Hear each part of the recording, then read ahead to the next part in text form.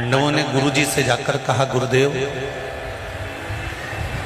आखिर कारण क्या है जो ये घंटा नहीं बजा है? हमने क्या यज्ञ ठीक नहीं करा?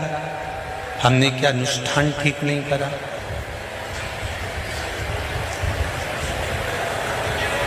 कभी कभी ऐसा हो जाता है।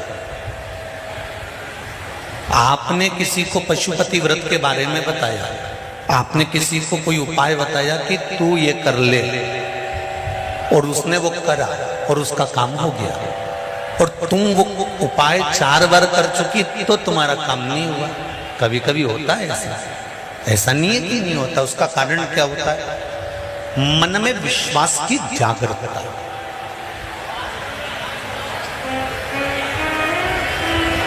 मन में विश्वास की प्रबलता।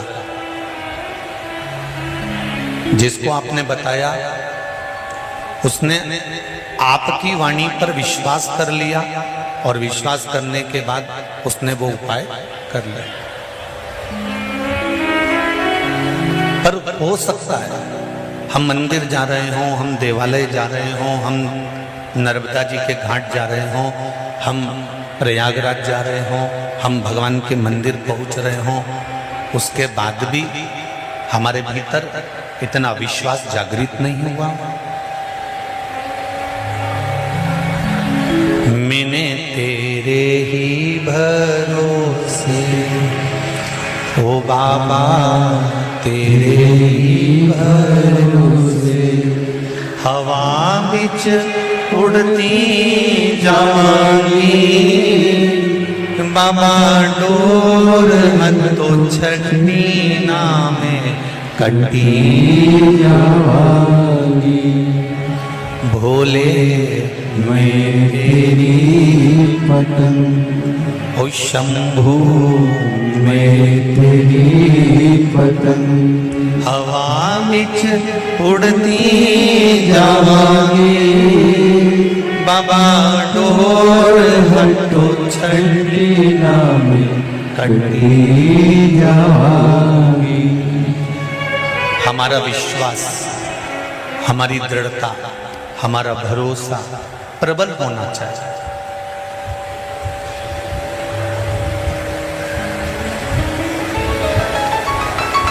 शिव महापुराण में आप भीड़ बढ़ाने के लिए कभी मत जाना, और हम तो आपके भी हाथ जोड़े। जरूरी नहीं है कि तुम भीड़ बढ़ाओ। शिव महापुराण की कथा में जितनी देर तुम बैठो, उतनी देर तुम ये विश्वास मानकर बैठना कि मैं बैठी हूं बाबा के चरणों में, तो ये मेरा विश्वास है कि शंकर भी मेरे कार्य सिद्ध करने के लिए मेरे घर तक पहुंचे।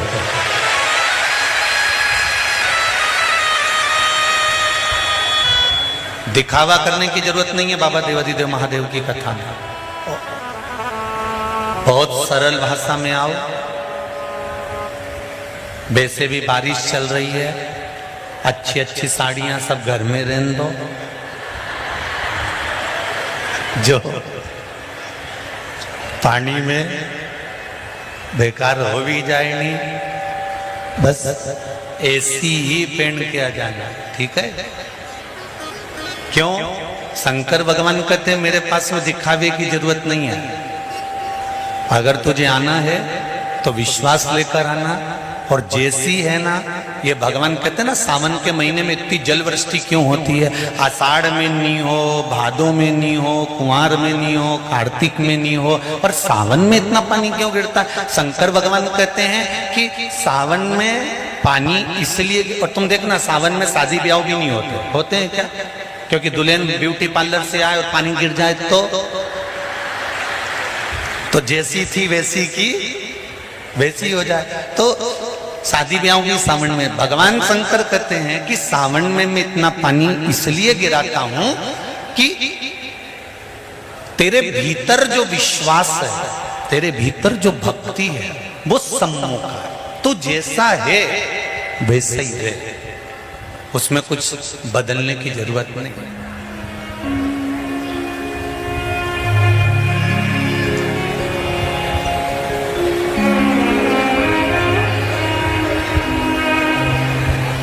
हम बहुत सारा चंदन लगा लें, माला वाला पहन लें और शंकर जी के बहुत बड़े भगत बन के बैठ जाएं तो भगवान शंकर कहते हैं ऐसे भगत बनने से कुछ नहीं होगा।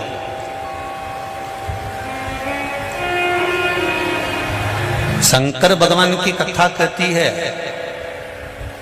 तू तेरे घर से निकल कर आ, विश्वास लेकर चल, एक लोटा जल तेरे घर से जब तू लेकर चले तो ये विश्वास लेकर चलना कि मेरे घर की पूरी टेंशन, पूरी चिंता, पूरी समस्या, पूरा दुख मैं बाबा को समर्पित करने के लिए जा रही हूं, उसका है तो उसको देने के लिए जा रही हूं।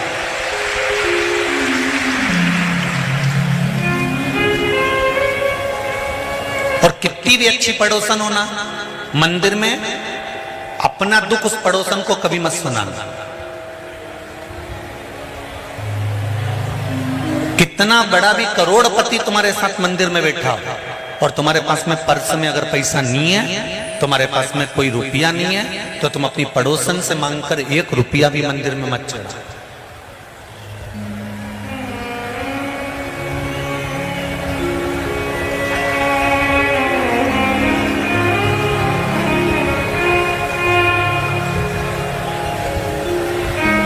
भगवान के दरवाजे पर जाओ और पड़ोसन से 10 रुपए मांग कर आरती में चढ़ाओ या भगवान की गुल्लक में चढ़ाओ या भगवान के और तुम पड़ोसन से कह रहे हो काकी जी अचार कैसे डालते हैं, तो सास को बुरा नहीं लगेगा कि मैं घर में बैठी हूं तो मुझसे तो पूछ कि अचार कैसे डालते हैं, मेरे हाथ का अचार तो पूरे मोहल्ले के लोग खाते हैं और तू पड़ोसन से पूछ रही, तो ये सास का अपमान है। भगवान के मंदिर में बैठकर अगर पड़ोसन से मांग कर हम भगवान को 1 रुपए भी देते हैं तो इसमें भगवान का अपमान होता है। हमें क्या करना चाहिए, पड़ोसन से मांगने की जगह भोलेनाथ जी से कहना चाहिए कि तू मेरी झोली इतनी भरना कि मैं दोनों हाथों से तेरे मंदिर में देकर चल, मुझे मांगने की जरूरत नहीं पड़े। जब खेड़ापति सरकार समिति और लक्ष्य संस्था दोनों सीहोर आई कथा लेने के लिए, तो हमने पूछा कथा कौन करवा रहा है, तो कहा खेड़ापति सरकार और लक्ष्य संस्था करा रही है। हमने कहा जब खेड़ापति सरकार और लक्ष्य संस्था करा रही है तो ये निश्चित है कि खेड़ापति सरकार ही कथा कराने वाले हैं और लक्ष्य संस्था ही कथा कराने वाले हैं। कल जब हम आए इंदौर में तो जीतू पटवारी जी के पिताजी श्री रमेश चंद्र जी पटवारी जी के घर पहुंचे।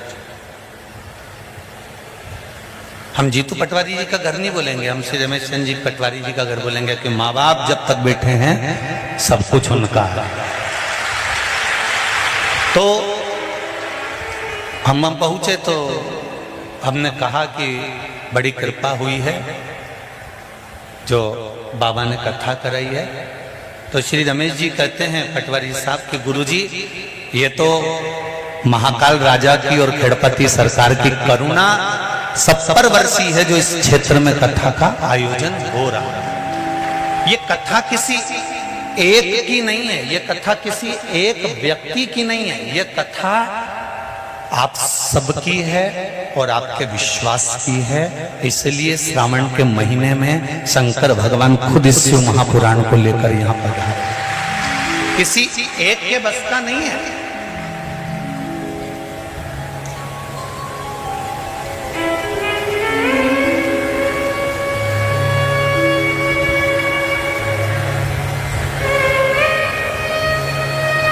मंदिर का जब घंटा नहीं बजा, मंदिर का जब घंटा नहीं बजा तब पांडवों ने पूछा हमारी सेवा में कोई कमी रह गई है क्या,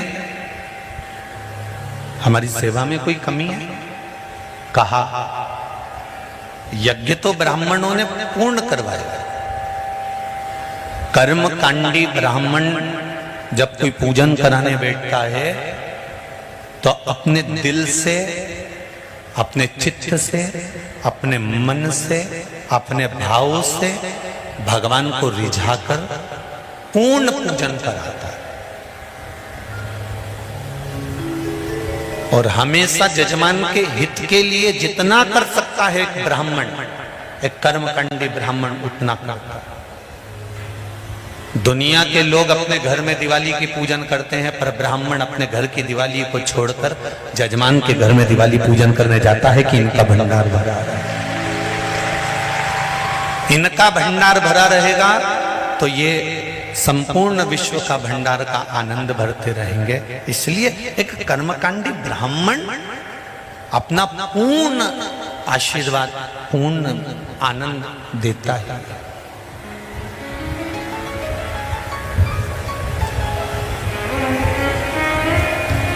महाराज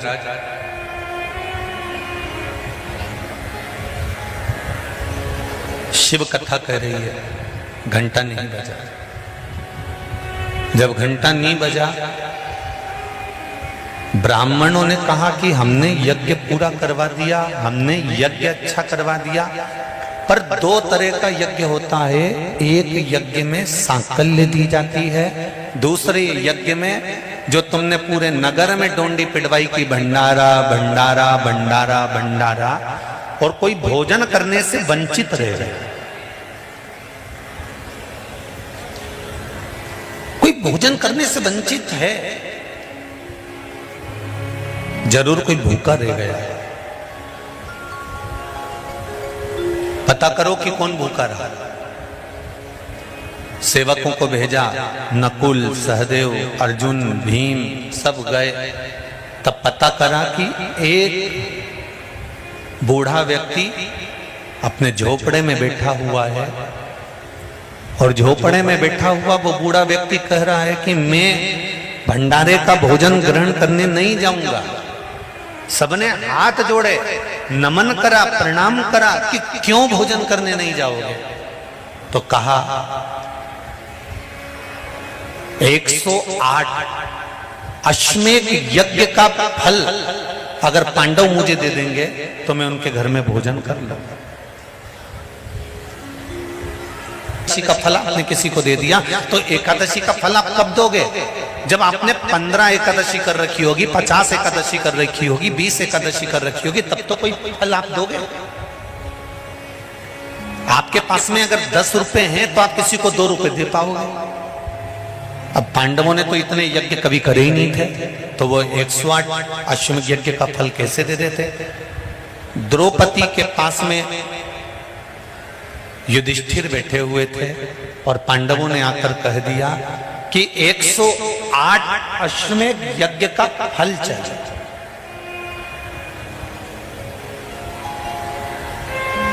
एक 108 अश्वमेध यज्ञ का यदि फल मिलेगा तब वो बूढ़ा व्यक्ति भोजन करने के लिए आया। कहा, द्रौपदी बोली हमने तो इतने यज्ञ नहीं करे, पर चलो मैं उस संत को मनाने के लिए चलती। द्रौपदी के लिए पादुका लाई गई, द्रौपदी ने पादुका नहीं पहनी। द्रौपदी के लिए रथ लाया गया, द्रौपदी ने रथ पर नहीं बैठी। पैदल द्रौपदी उस संत के दरवाजे पर पहुंची और बाबा से कहा, बाबा आप हमारे यहाँ चलकर भोजन करिए। बाबा कहते हैं 108 अश्वमेध यज्ञ का पुण्य दो, तब मैं तुम्हारे घर में भोजन करूंगा। द्रौपदी कहती है मैं 108 अश्वमेध यज्ञ का पुण्य देती हूँ। बाबा ने कहा, द्रौपदी तेरे पतियों ने तो इतने यज्ञ नहीं करे, तूने इतने यज्ञ कब कर लिए?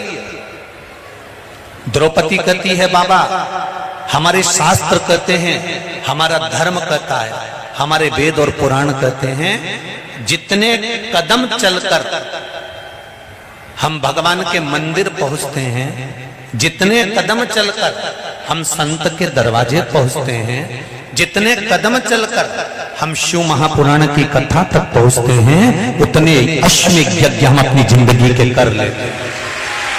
उतने अश्वमेध यज्ञ हमने कर लिया, और हमारे अश्वमेध यज्ञ कोई साधारण नहीं है।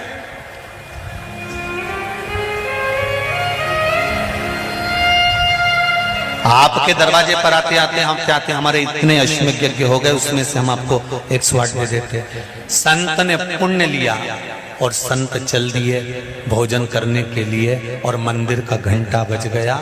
मेरी माताओं, मेरी जीजियों, मेरे भाई, एक बात का स्मरण रहे, हम प्रतिदिन जब एक लोटा जल लेकर शंकर जी के मंदिर में जाते हैं ना चढ़ाने के लिए, तो हम भगवान शंकर के दरवाजे जाते जाते ना जाने कितने अश्वमेध यज्ञ का पुण्य अपने हाथ में लेकर इकट्ठा कर लेते हैं। ना जाने कितना पुण्य, ना जाने कितना आनंद हम वो अश्वमेध यज्ञ का इकट्ठा करेंगे। इसलिए कहते हैं सारी समस्या का हल, जरा जम के बोलो, एक लोटा। पर सावन के महीने में एक लोटा नहीं, कितने? 2 लोटा जल, दोनों हाथ से डलना चाहिए और बाबा से अपने दिल की बात कहना चाहिए। बाबा से दिल का भाव, मैंने तेरे ही भरोसे, ओ बाबा तेरे ही भरोसे, हवा बिच उड़ती जावांगी, बाबा डोर हटो छड़ी नाम कटी जावांगी। बाबा मैंने तेरे भरोसे पर ये सब कर्म किया।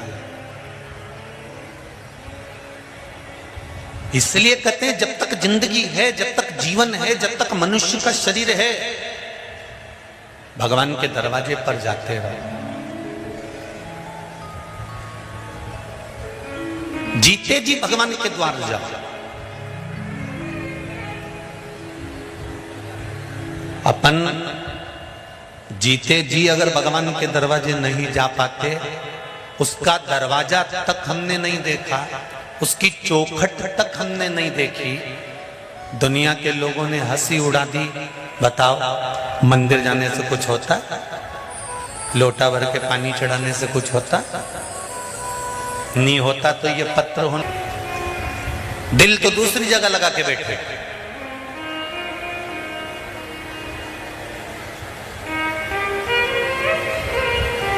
संसार के लोगों को दिल दोगे ना, तो रात को 8 बजे से लेकर रात को 1 बजे तक बात करना पड़ेगा।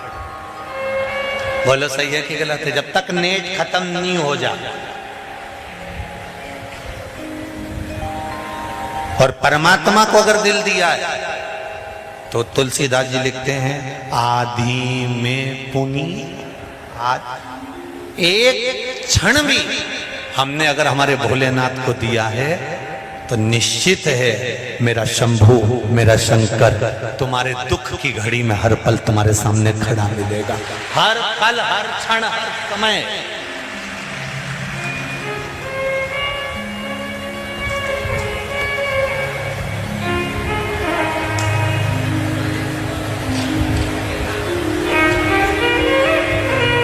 छोड़ेगा नहीं।